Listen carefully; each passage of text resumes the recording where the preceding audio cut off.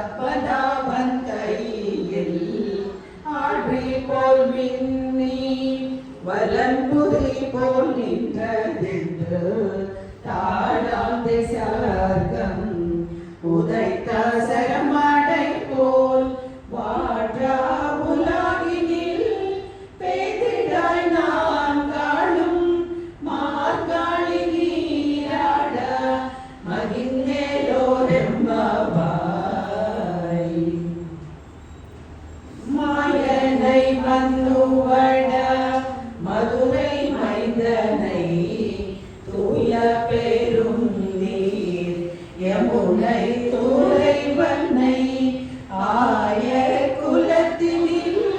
தோன்றும் மணி விளக்கை தாயை குடல் விளக்கம் செய்யாதாமோதரனை தூயோமா வந்து நாம் தூமல தூவி தொந்தே வாயினால் பாடி மனத்தினால் சிந்திக்க போயா பிள்ளையும் புகழுவானின்றனாகும் தீயினில் தூசகும் செப்பேலோரெம்பாவாய்